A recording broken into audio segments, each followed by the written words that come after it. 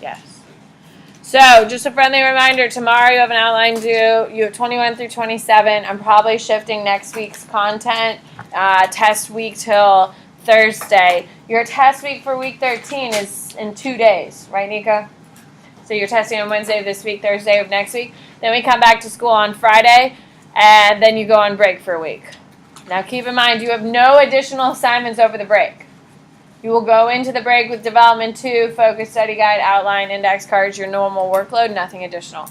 You could use that time, and I'm looking at some of you who could probably use their time more wisely than others, is if you get rocked by index cards, rocked by outlines, this would be a good time to get ahead, yeah?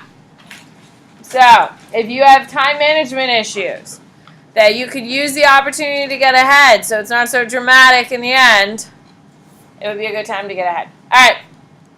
So let's fill in a couple of things. We're really pretty much at the end of content, which is why I took the time today to pass out papers instead of going straight into content. So the DSM-4, which is on the top of your focus and on the back of your study guide. Please take out one side.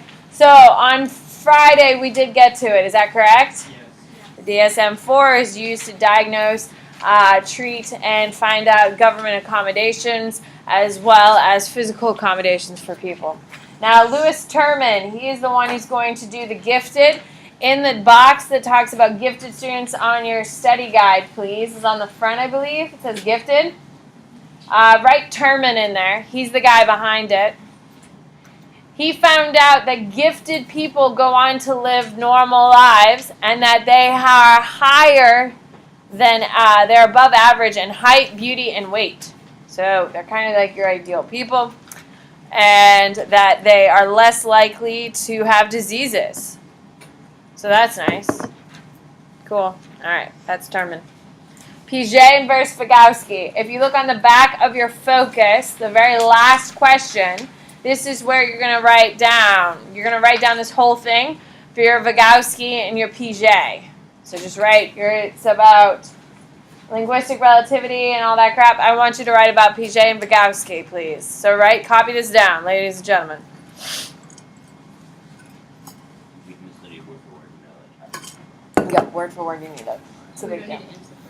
You're just writing this down, yeah. So, Piaget, who we're going to be talking about in 2 weeks. He's one of my favorite people we study. He's French, in case you couldn't figure out it from the word Piaget. He's the cutest little man. He studies adolescence intelligence. And he talks about cognitive development. Eric, at the bottom of your focus, you're writing this down. There you go. So, Piaget, he believes that concepts come before language. So, you have the word mama. The idea of a mama, someone who loves you unconditionally, who feeds you, who clothes you, who wipes your little tushy. Okay, before you can actually say mama. Like, you understand what a mama is before you can say it. That's what Piaget believes. Vygotsky believes that once you learn the word mama, then you start attributing, oh, so a mama feeds me, cleans me, and wipes my tushy? And then it kind of goes from the opposite direction. I think it's a mixture of both. Well, think about how would you know what with your emotions, once you were taught a word, didn't that make it more sense to you, and then you would use that word to express your emotions? Like before I even talk, I knew that my plain cues. And I get that, but think about your more complex thoughts. Don't think about your little kid things. Like, what would be an adult word that you had to learn? What? Responsibility. Responsibility, yeah. I mean, you knew you had to do things when you were a little kid, but you didn't know that word until someone taught it to you, and then you're like, responsibility. It's when I do things I don't want to do.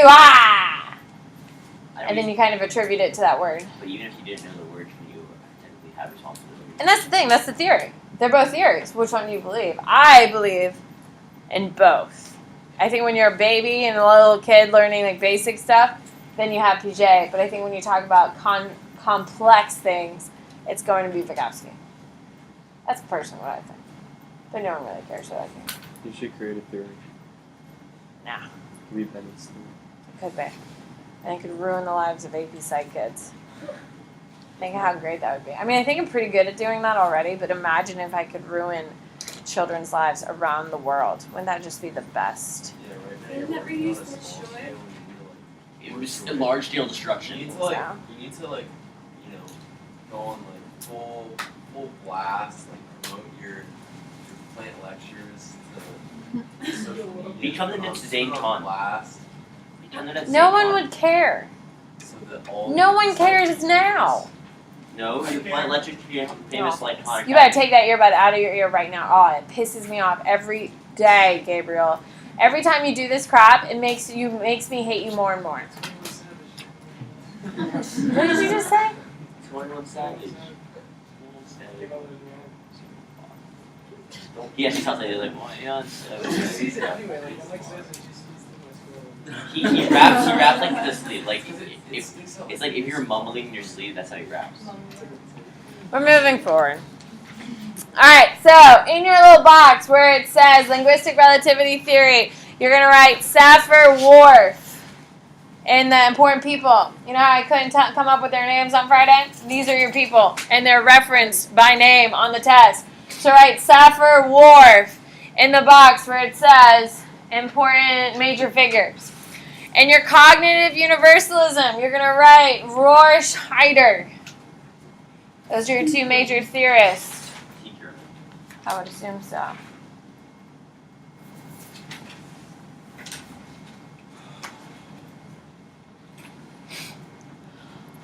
If you were only going to study two things on your test, I would put a big star next to linguistic relativity theory and cognitive universalism. There's probably 4 or 5 questions on them. If that was the only thing you were going to know, that's it. If you were going to study 3 things, I would study those 2 things, and then all of question 4, your grammar, your syntax, your morphemes. That's literally questions.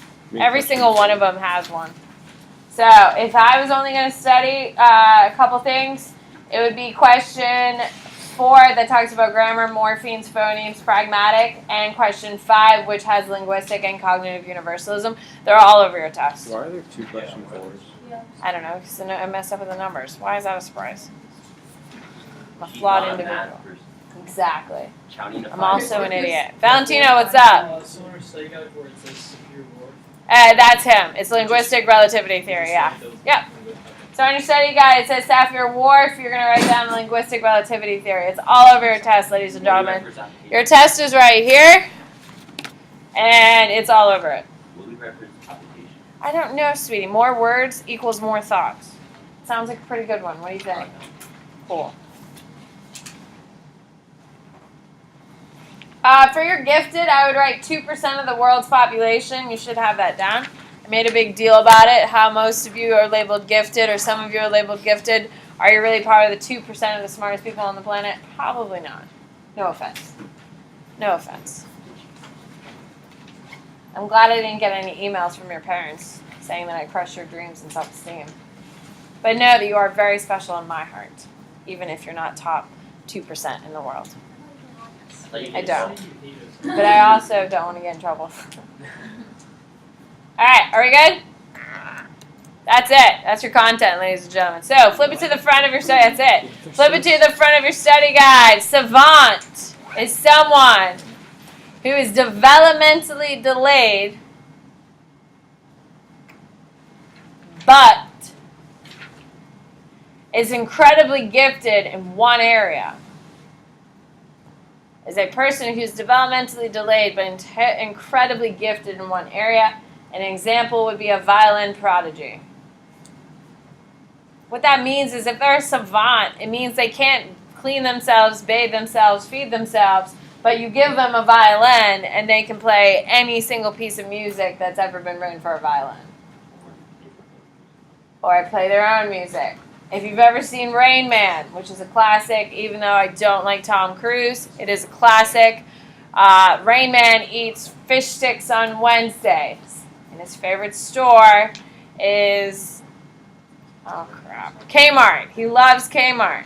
He has to wear a new pair of underwear every single day. From Kmart. He loves Kmart. Kmart. I love Kmart. Kmart. That's what he says every single time. Anyway, he can't clean himself, bathe himself, do any of that stuff, and he's constant supervision. But the man's a savant. You put him at a table, and he can count your cards all day. And wins Tom Cruise a lot of money at the casinos. So, not to spoiler alert, but it's a good movie, actually. If you haven't seen it, you should see it. Rain Man. It's a classic. Have you ever seen, what's this stupid movie where the four guys go to Vegas on a bachelor party and they lose the guy? Hangover. A lot of the scenes are based on Rain Man scenes. Yeah. Like, the whole fact that Zach Galifianakis' character happens to be, like, so good at math, it's a play on Rainmaker, the Rain Man. The whole movie's a play on it. So if you've seen The Hangover and you like The Hangover, check out the original. Wait, did you say you hate Tom Cruise? I hate Tom Cruise. He's really short. He's an idiot. Alright, what else? Developmentally delayed are people who fall into the 2 standard deviations below the mean.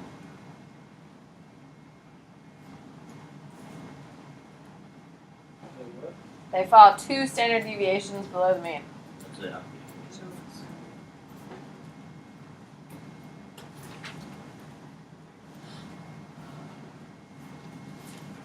What's the importance of bell curve? It allows us. What is the importance of the bell curve? It allows us to see a distributed IQ score and start our tiers. It allows us to assess.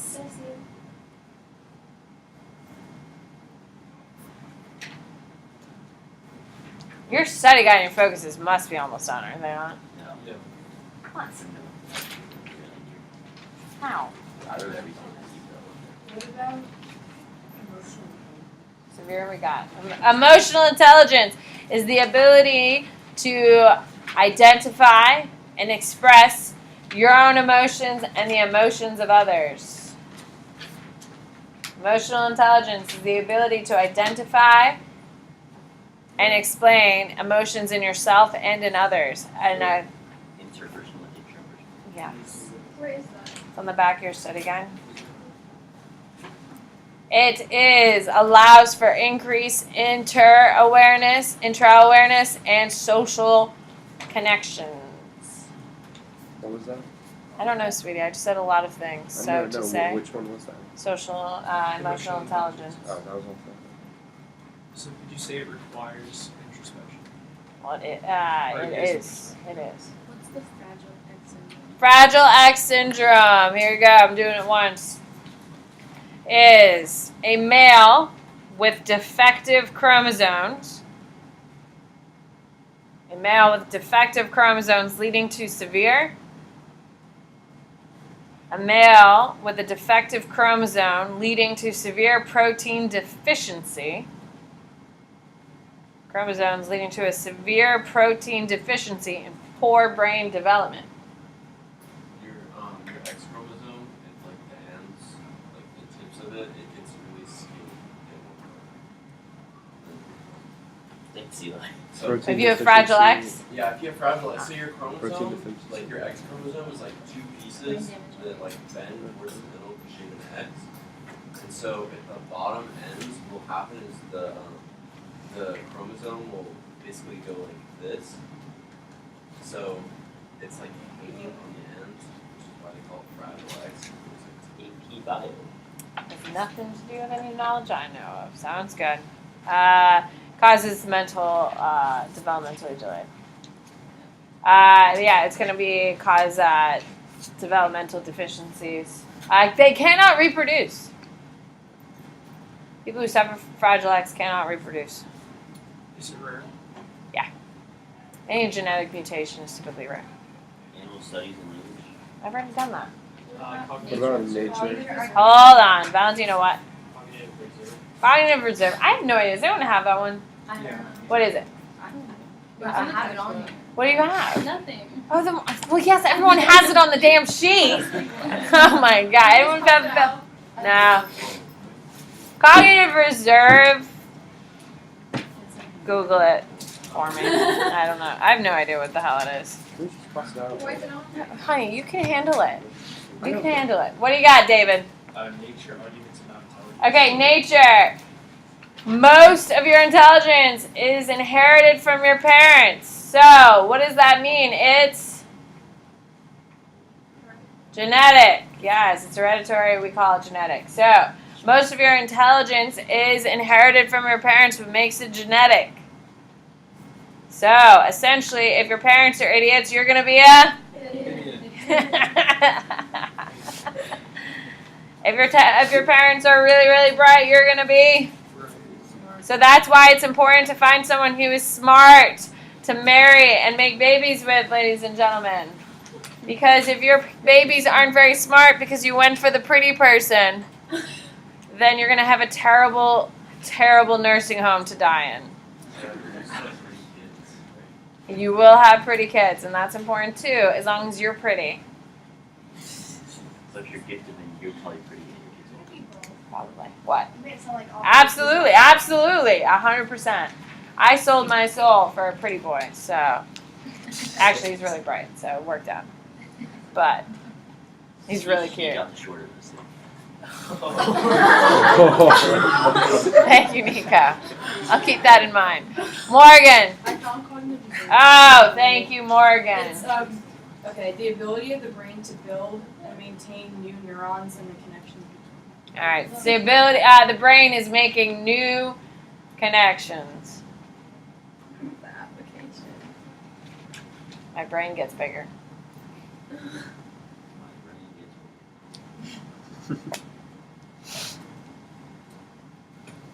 Is that what everyone's writing for their application?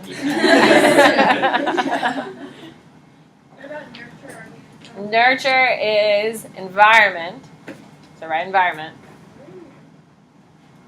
And it says that the more positive towards education, the more likely you are to improve. Obviously, there's limitations to that. Can we agree? More positive, like the environment. The more positive the environment is towards education, the more you'll improve intellectually. There's limitations to that.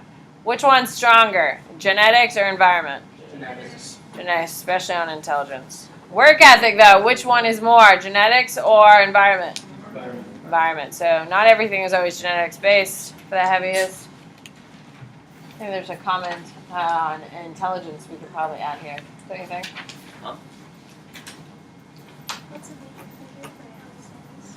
What? A main figure for animal studies. Wait, and we're testing words. Kanzi, yeah. I know, that's the Wait, thing. how do you say that? Okay. Kanzi.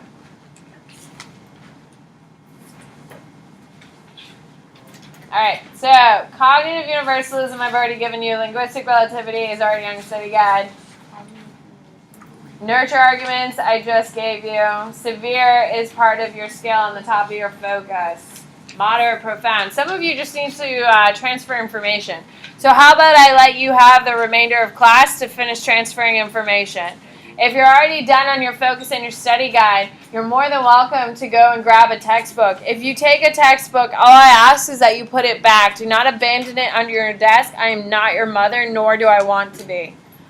So, clean up after yourselves. You can use my test books. You have the remainder of class to be working. If you have nothing to do, I will be happy to give you Development 1, Focus and Study Guide that you can begin working on. You have time to work on your focus, your study guide, and your outline. Your outline is due tomorrow. What do you got, Kristen? What about the second number Okay, what do you mean? 4? What is the relationship between language? I don't know. You can figure one out, can't you? There you go. Perfect. Animal studies and language. Cool. I've already done it. It's on the back of your focus. All right. Good luck. You have